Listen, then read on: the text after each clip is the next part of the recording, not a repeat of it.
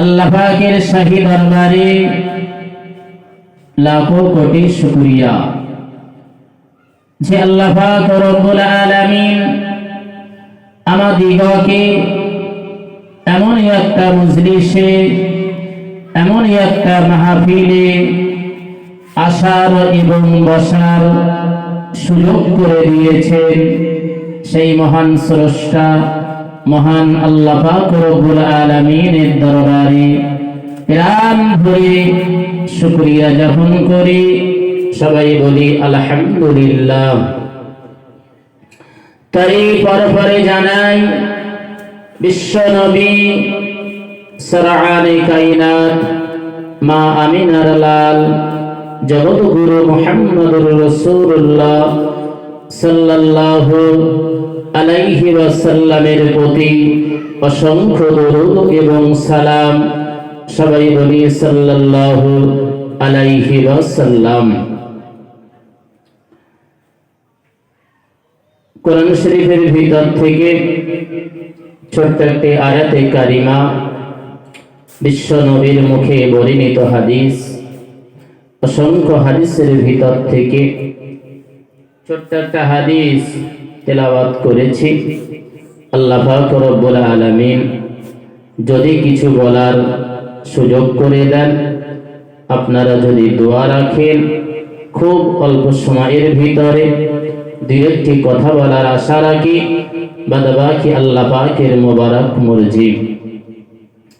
বাড়িতে যারা আছেন, যাদের ঈশার নামাজ আদায় করা হয়ে গেছে, বাড়িতে বসে না থেকে, রাস্তায় ঘোরাফেরা না করে পাক মাহফিলে এসে বসে যান।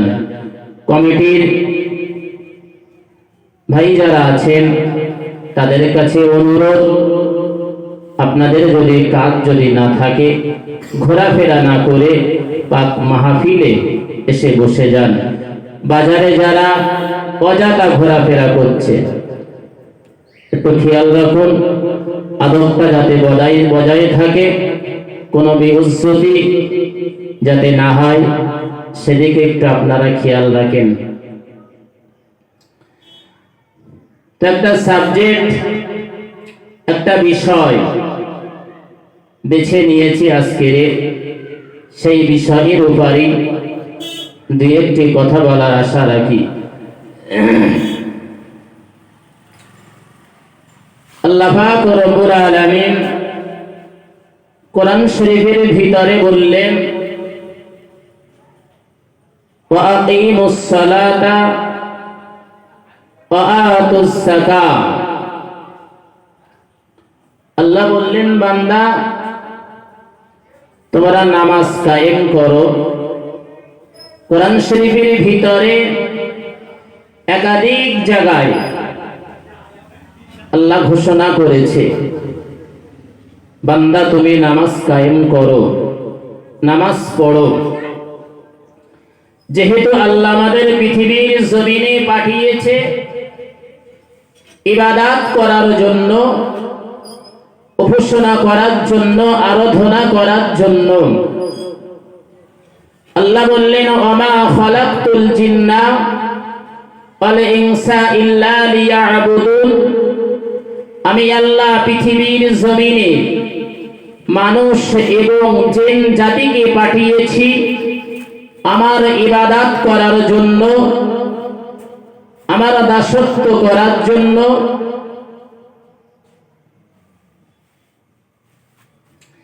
ইবাদত করার জন্য, উপাসনা আরাধনা করার জন্য। আল্লাহ যখন আমাদের পৃথিবীর জমিনে পাঠিয়েছে ইবাদত করার জন্য, উপাসনা করার জন্য, আমরা পৃথিবীতে এসে আমরা কজন মানুষ আল্লাহ পাকের হুকুম, নবী পাকের সুন্নাত নিয়ে আমরা জীবন যাপন করি। মসজিদে খানিকটা আগে ইশার জামাত হয়ে গেল। এত বড় পাড়ার ভিতরে গুটি কত কয়েকজন মানুষ মিলে আমরা জামাত আদায় করলাম। অনেক যুবক ভাইরা রাস্তায় তারা ঘোরাফেরা করছে, তাদের খেয়াল নেই, কোনো ভ্রুক্ষেপ নেই। আল্লাহ পাকের ফরজ হুকুম এটা পালন করতে হবে, কিন্তু সেদিকে আমাদের কোনো ভ্রুক্ষেপ নেই। আমাদের শুধু চেতনা এবং চিন্তা এটাই, কিভাবে আমরা টাকা উপার্জন করব, কিভাবে বিল্ডিং বালাখানা তৈরি করব, কিভাবে আরাম আয়েশ করব, সেই চিন্তা আর সেই চেতনা আমাদের ভিতরে। যদিও আমরা শুক্রবারে একদিনে মসজিদে যে আমরা ভিড় করি, অনেক মানুষ রয়েছে, অনেক যুবক ভাই রয়েছে, তারা ঠিক মতো এখন অজুটাও করতে পারে না। কিভাবে অজু করতে হয় সেটাও তারা জানে না। অজুর ফরজ কটা সেটাও তারা জানে না। জুম্মার নামাজ পড়তে আসে, কোন রকম ভাবে নামাজটা আদায় করে বাড়িতে চলে যায়। নামাজ পড়তে গেলে সর্বপ্রথম যেটা দরকার সেটা হলো অজু। আপনার অজু যদি সঠিক না হয়, আপনার নামাজ হবে না। তাহলে নামাজ করাকাত কি কি এটা আপনার জানতে হবে। পাশাপাশি অজুটা কিভাবে করতে হবে, অজুর ফরজ করা এটাও আপনার জানা অপরিহার্য, এবং আপনার জন্য এটাও ফরজ। কেন, অজু যদি সঠিক না হয়, অজু যদি শুদ্ধ না হয়, নামাজ কিন্তু সঠিক হবে না।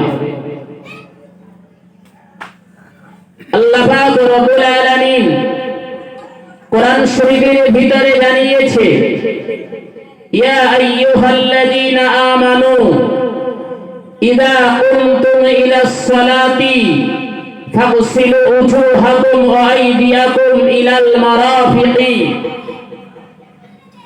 আল্লাহ পাক রব্বুল আলামিন কোরআন শরীফের ভিতরে জানিয়েছে, বান্দা তোমরা যখন নামাজের জন্য দাঁড়িয়ে যাও, ফাগসিলু তোমরা ধৌত করো, উজুহাকুম তোমাদের মুখমণ্ডল, ওয়া আইদিয়াকুম তোমাদের হাত দুটো কোনই পর্যন্ত তোমরা ধৌত করো। তারপরে বললেন তোমাদের মাথা মুসহি করো, আমসাহু তোমরা মাথা মুসহি করো, ইলাল কাবাইন এবং তোমাদের দুটো পা তোমরা ধৌত করো। এই ওজুর চারটি ফরজ। প্রথম নাম্বারে বললেন মুখমণ্ডল ধৌত করতে হবে। তারপরে আল্লাহ বললেন তোমরা দুই হাত কোনই পর্যন্ত ধৌত করো। তৃতীয় নাম্বার হলো মাথা মুসহি করো। চতুর্থ নাম্বার হলো দুটো পা গোড়ালি পর্যন্ত সুন্দরভাবে তোমরা ধৌত করো। এই ওজুর ফরজ এবং ওজুর যে ফজিলাত এটাও আমরা জানি না। আল্লাহ পাকের নবী, বিশ্ব নবী আমার জনাবে মুহাম্মদুর রাসূলুল্লাহ সাল্লাল্লাহু আলাইহি ওয়াসাল্লাম হাদিস শরীফের ভিতরে জানিয়ে দিয়েছে, বান্দা যখন ওজুর জন্য দাঁড়িয়ে যায়, সুন্দরভাবে সঠিকভাবে বান্দা ওযু করা যখন হয়ে যায়, আল্লাহ পাকের বান্দা যদি আসমানের দিকে মুখটা তুলে কলমায়ে শাহাদাত তেলাওয়াত করে, আশহাদু আল্লা ইলাহা ইল্লাল্লাহু ওয়াহদাহু লা শারীকা লাহু ওয়া আশহাদু আন্না মুহাম্মাদান আবদুহু ওয়া রাসূলুহু। আল্লাহ পাকের নবী বিশ্ব নবী আমার জনাবে মুহাম্মাদুর রাসূলুল্লাহ সাল্লাল্লাহু আলাইহি ওয়াসাল্লাম জানিয়ে দিয়েছে, 8টি জান্নাতের দরজা ওই বান্দা ওই বান্দির জন্য আল্লাহ খুলে দেয়। যে কোনো জান্নাতের দরজা দিয়ে ওই বান্দা প্রবেশ করতে পারে। জোরে বলুন সুবহানাল্লাহ। আল্লাহ পাকের নবী বললেন, মানুষ যখন সুন্দরভাবে সঠিকভাবে সহিভাবে ওযু করে, ওযু করার পরে আসমানের দিকে মুখটা তুলে কলমায়ে শাহাদাত তেলাওয়াত করবে, কলমায়ে শাহাদাত তেলাওয়াত করবে। তেলাওয়াত করলে আল্লাহ যদি খুশি হয়, রাসূল যদি খুশি হয়, তার জন্য 8টি জান্নাতের দরজা আল্লাহ খুলে দেয়। একবার জোরে বলুন সুবহানাল্লাহ।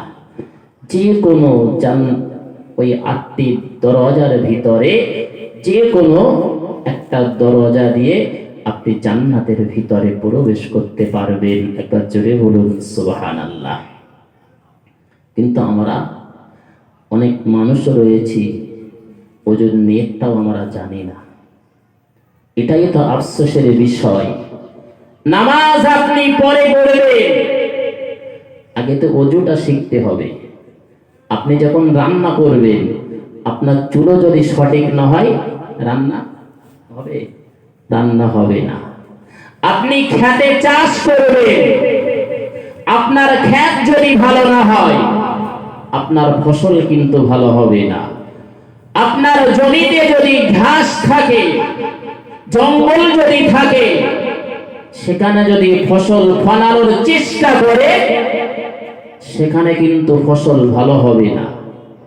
কিন্তু সুন্দর করে জমিটা যদি পরিষ্কার করেন, সাফ করেন, তারপরে সার দিয়ে আপনি যদি ফসল ফলানোর চেষ্টা করেন, আল্লাহ চাইলে ওই জমিতে ভালো ফসল হয়। একবার জোরে বলুন সুবহানাল্লাহ। তো নামাজ পড়তে গেলে শুধু নামাজ পড়লে হবে না, আপনার ওযুটা সুন্দরভাবে করতে হবে।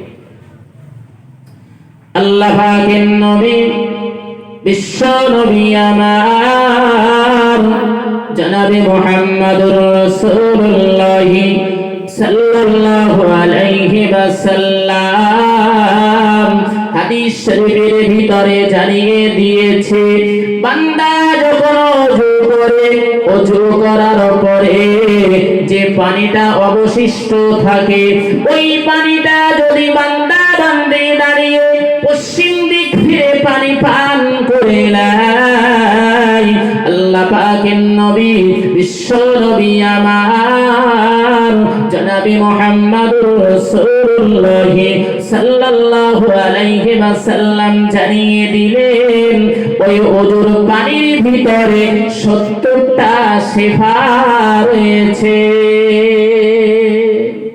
জোরে বলুন সুবহানাল্লাহ। কটা? আমরা প্রত্যেকটা মানুষ প্রায় কোনো ওষুধ খাই নাকি? যে কোনো একটা রোগ আমার আপনার ভিতরে কিন্তু জড়িয়ে রয়েছে। আগেকার মানুষ তারা লোটায় ওযু করত, বন্যায় ওযু করত, কিন্তু এখন তো পুরো যুগ পাল্টে গেছে, তাই তো নাকি? দেখেন ট্যাপে বসে ওযু করছে, তা পানির অবশিষ্ট পানিটা থাকবে কোথায়? তাই তো নাকি? বাড়িতে সেখানেও ট্যাপ। আপনি প্রত্যেকটা মাদ্রাসা, প্রত্যেকটা মসজিদে যাবে, সব জায়গায় কিন্তু এই ট্যাপ লাগানো, তাই তো? তারপরেও একটু পানি নিয়ে পশ্চিম দিক ফিরে দাঁড়িয়ে পানি পান করবেন। আল্লাহ চাইলে ওই পানির বিনিময় আল্লাহ অনেক রোগ থেকে শিফা দিতে পারে। একবার জোরে বলুন সুবহানাল্লাহ।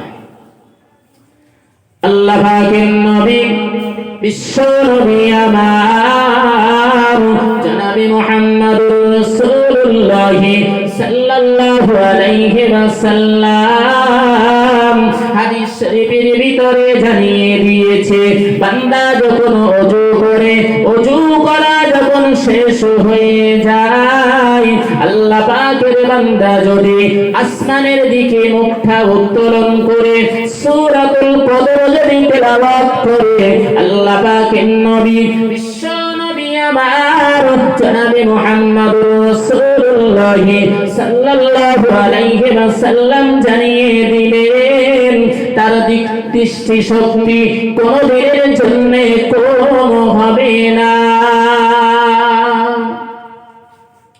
সূরাতুল কদর সবার তার মুখস্থ নেই। সূরা কদর, রোজার মাসে যে কদর রাত থাকে না, এই কদরে যে সূরা পড়তে হয় সূরাতুল কদর, ইন্না আনসালনাহু ফি লাইলাতিল কদর। আল্লাহর নবী বললেন ওযু করার পরে কেউ যদি আকাশের দিকে মাথাটা উত্তোলন করে সূরা কদর একবার যদি তেলাওয়াত করে, তার দৃষ্টি শক্তি কমে যায় না, আল্লাহ বাড়িয়ে দেয়। একবার জোরে বলুন সুবহানাল্লাহ।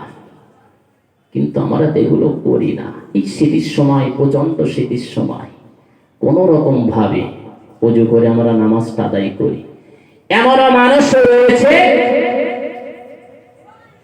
মাসুর ব্যক্তি যারা, রোগগ্রস্ত যারা, তারা তো ওযু করে না, তায়াম্মুম করে নামাজটা সেরে নেয়।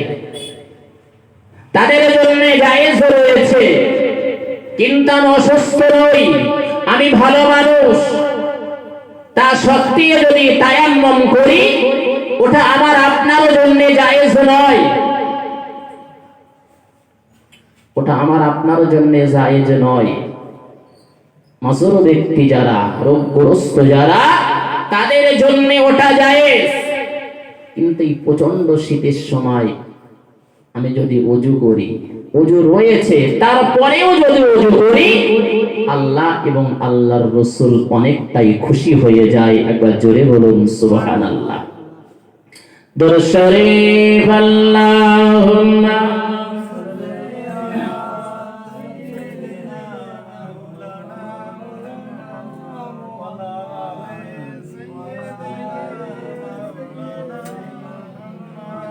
আল্লাহুম্মা সাল্লি আলা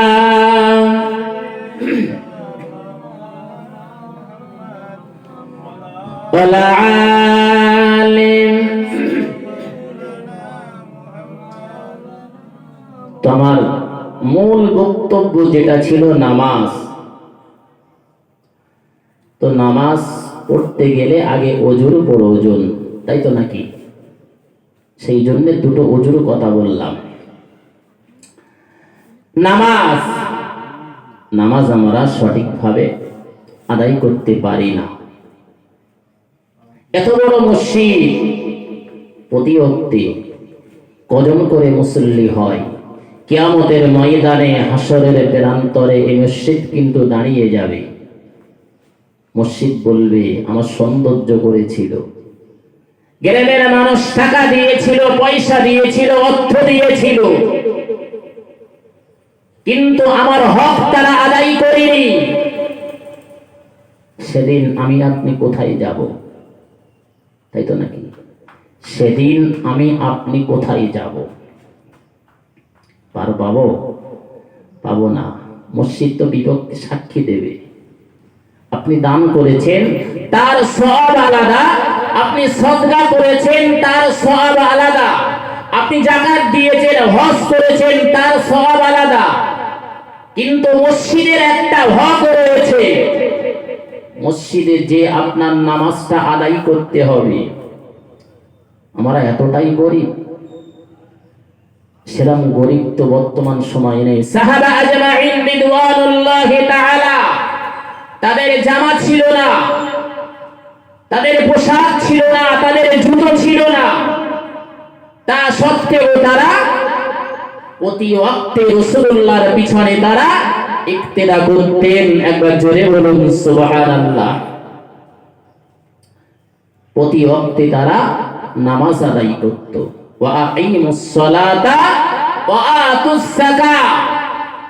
বান্দা তুমি নামাজ আদায় করো, নামাজ। কিয়ামতের ময়দানে, হাসরের প্রান্তরে যে হিসাবটা প্রথম দিতে হবে আমাকে আপনাকে, আউয়ালু মা ইউহাসাবু বিহিল আবদু ইয়াউমাল কিয়ামাতি মিনাস সালাহ। রাসূল বললেন, বান্দা কিয়ামতের ময়দানে, হাসরের প্রান্তরে সর্বপ্রথম আমাকে আপনাকে এই নামাজের হিসাবটাই দিতে হবে। তখন আপনি বলতে পারবেন আমার কাজ ছিল, আমার পোশাক ছিল না, এটা আপনি বলতে পারবেন না। সাহাবা আজমাইন রিদওয়ানুল্লাহি তাআলা আজমাইন, তাদের পোশাক ছিল না, তা সত্ত্বেও তারা নামাজ আদায় করেছিল। আল্লাহ পাকের একজন সাহাবা, তার নাম ছিল তালহা, যিনি ছিলেন জান্নাতি সার্টিফিকেট জীবদ্দশায় রাসূলুল্লাহ দিয়েছিল। একবার জোরে বলুন সুবহানাল্লাহ। সেই তালহা রাদিয়াল্লাহু তাআলা আনহু, তার পোশাক ছিল না, একটা পোশাক ছিল। নামাজের সময় স্ত্রী ব্যবহার করত, স্ত্রী যখন নামাজ পড়া হয়ে যেত, আবার তালহা রাদিয়াল্লাহু তাআলা আনহু সেই পোশাক পরে তিনি আবার নামাজ আদায় করতেন। আল্লাহ পাকের নবী সাহাবা তালহা রাদিয়াল্লাহু তাআলা আনহু রাসূলুল্লাহর পিছনে প্রত্যেকদিন ফজরের নামাজ পড়ে রাসূলুল্লাহ সালাম ফিরাবে, সঙ্গে সঙ্গে উঠে বাড়িতে চলে যেতেন। এই গুঞ্জন শুরু হলো সাহাবাদের ভিতরে। কেন? আমরা সবাই বসে থাকি রাসূলুল্লাহর পিছনে, আমরা তাসবিহ পড়ি, দরুদ শরীফ পড়ি, যতক্ষণ পর্যন্ত রাসূলুল্লাহ মসজিদে নববীতে বসে থাকে আমরা তো বসে থাকি, কিন্তু তালহা কেন প্রত্যেকদিন সালাম ফিরিয়ে তিনি কেন বাড়িতে চলে যায়? সাহাবাদের ভিতরে গুঞ্জন শুরু হলো। আল্লাহ পাকের নবী সাহাবা তালহা রাদিয়াল্লাহু তাআলা আনহু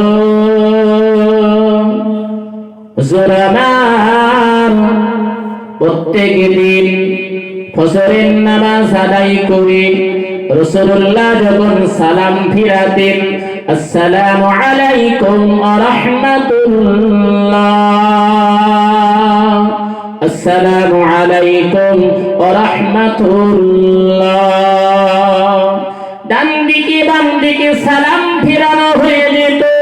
আল্লাহ পাকের নবী সাহাবা তালহা রাদিয়াল্লাহু তাআলা জুরামান দৌড়ে দৌড়ে বাড়িতে চলে যেতেন। আল্লাহ পাকের নবী সাহাবারা আলোচনা করতে শুরু করলেন, কেন তালহা রাদিয়াল্লাহু তাআলা জুরামান প্রত্যেকদিন কেন বাড়ি চলে যায়? রাসূলুল্লাহর কানে আওয়াজটা চলে গেল। বিশ্বনবী আবার জনাবে মুহাম্মদুর রাসূলুল্লাহ সাল্লাল্লাহু আলাইহি ওয়াসাল্লাম সাহাবীদেরকে লক্ষ্য করে বললেন, ওরে আমার সাহাবীরা, তালহাকে জানিয়ে দিও কালকের ফজরের নামাজ পড়ে তালহা রাদিয়াল্লাহু তাআলা যেন আমার সঙ্গে দেখা করে। যখনই রাসূলুল্লাহর কাছে কানে আওয়াজটা চলে গেল, নবী আমার সাহাবীদের বললেন, তোমরা সমালোচনা করো না, ও কেন বাড়ি যায়, কোনো কারণ আছে। রাসূলুল্লাহ সাহাবীদেরকে বললেন, তোমরা কাল যখন নামাজ পড়তে আসবে, আমার পিছনে যখন ইক্তেদা করবে, তোমরা একটা কথাই বলবে, আজকে বাড়ি যাবে না, নবীর সঙ্গে যেন দেখা করে তারপরে বাড়িতে যায়। আল্লাহ পাকের নবী বিশ্ব নবী আমার জনাবে মুহাম্মদুর রাসূলুল্লাহ সাল্লাল্লাহু আলাইহি ওয়াসাল্লাম ফজরের নামাজ আদায় করা হয়ে গেল। আল্লাহ পাকের নবী জনাবে মুহাম্মদুর রাসূলুল্লাহ সাল্লাল্লাহু আলাইহি ওয়াসাল্লাম সালাম ফিরালেন, তাসবিহ তাহলিল তেলাওয়াত করলেন, সাহাবীকে ডাকলেন, তলহাকে ডাকলেন, তলহা তুমি আমার সঙ্গে দেখা করো। আল্লাহ পাকের নবী বিশ্ব নবী আমার জনাবে মুহাম্মদুর রাসূলুল্লাহ সাল্লাল্লাহু আলাইহি ওয়াসাল্লাম তলহাকে ডেকে বললেন, তলহা আমি তোমার কি কষ্ট দিয়েছি? আল্লাহ পাকের নবীর সাহাবা তলহা রাদিয়াল্লাহু তাআলা আনহু ওঝাড়ায় কাঁদতে লাগলেন, ইয়া রাসূলুল্লাহ, ইয়া হাবিবাল্লাহ, হুজুর আপনি বিয়াদবি মাফ করবেন, বিয়াদবি ক্ষমা করবেন, আপনি আমার কোনো কষ্ট দেননি। নবী আমার বললেন, তলহা তুমি কেন প্রত্যেকদিন বাড়িতে চলে যাও? আমার সমস্ত সাহাবীরা, আমার ভক্ত অনুরক্ত যারা সবাইতে বসে তাসবিহ তাহলিল তেলাওয়াত করে, তুমি কেন বাড়িতে চলে যাও? আল্লাহ পাকের নবী সাহাবা তলহা রাদিয়াল্লাহু তাআলা আনহু কাঁদছে, কোনো কথা বলছে না। রাসূল বলছে, তলহা তুমি কাঁদছো কেন? ইয়া রাসূলুল্লাহ, ইয়া হাবিবাল্লাহ, হুজুর আমি বলতে পারছি না, আমার কষ্ট হয়। নবী আমার বললেন, তলহা তুমি বলো, তোমার এমন কি কষ্ট তোমার ভিতরে রয়েছে সেটা তুমি প্রকাশ করো। তলহা বললেন, ইয়া রাসূলুল্লাহ, ইয়া হাবিবাল্লাহ, হুজুর আমরা স্বামী স্ত্রী দুজনে মিলে একটা মাত্র পোশাক আমাদের। আমি তলহা মসজিদে এসেছি, আমার স্ত্রী আমার বাড়ির ভিতর একটা ছোট্ট গাড্ডা খোঁড়া আছে, আমার স্ত্রী গাড্ডার ভিতরে রয়েছে। আমি তলহা নামাজ আদায় করে বাড়িতে চলে যাব, এই পোশাকটা আমার স্ত্রীকে দেব, আমার স্ত্রী তারপরে ফজরের নামাজ আদায় করবে। তাই আমি তলহা প্রত্যেক দিন আপনার পিছনে ইক্তেদা করে আমি বাড়িতে চলে যাই। একবার জোরে বলুন সুবহানাল্লাহ। তাদের নামাজের ভিতরে কি মহব্বত, কি ভালোবাসা ছিল। আল্লাহর কোরআন বললেন, ইন্নাস সালাতা তানহা আনিল ফাহশাই ওয়াল মুনকার। আল্লাহ বললেন নামাজ সমস্ত রকম খারাপি কাজ থেকে আল্লাহ হেফাজত করে। একবার জোরে বলুন সুবহানাল্লাহ। আর আমরা নামাজ পড়ি আর আমাদের ভিতরে তত খারাপ কাজ বেশি হয়, তাই তো না? মিথ্যে কথা, পরনিন্দা, সমালোচনা, গীবত করা, অহংকারী, খারাপ ভাষা বলা, ঝগড়া, ফাসাদ, যত রকম খারাপি আমাদের ভিতরে রয়েছে। নামাজ প্রকৃত নামাজি যদি হয় তার ভিতরে খারাপি থাকতে পারে না। প্রকৃত নামাজি যদি হয় তার দ্বারা সমাজের মাটিতে অশান্তি সৃষ্টি হয় না। প্রকৃত নামাজি যদি হয় তার কথার দ্বারা মানুষ হেদায়েত হয়। একবার জোরে বলুন সুবহানাল্লাহ। এটাই সবচেয়ে বড় কথা। আগেকার আলেম যারা ছিল, আল্লাহর ওলি মানুষ যারা ছিল, বুজুর্গানে দ্বীন যারা ছিল, মুহাদ্দিসিন যারা ছিল, যারা ফকিহি যারা ছিল, বড় বড় আলেম যারা ছিল, তাদের ভিতরে এই অহংকারটা ছিল না। দুটো এরকম ওয়াজ নসিহাতের মজলিসে ওয়াজ করলে জনগণ কেঁদে পাগল হয়ে যেত, এরকম চট ভিজে যেত। আমি তো দেখিনি, শোনা কথা, বা তাদের জীবনী পড়লে জানা যায়, ইতিহাস পড়লে জানা যায়, তারা যখন ওয়াজ নসিহাত করত তারা কাঁদত। কিন্তু বর্তমান সময়ে ওটা তো নেই। আমি ওয়াজ করছি, আমার একটা ধান্দা, আমি ওয়াজ করছি জনগণ ভালো বলবে, আমি ওয়াজ করছি, জনগণ আমার পয়সা দেবে, এই নেশা, এটাই তো আমাদের পাওনা।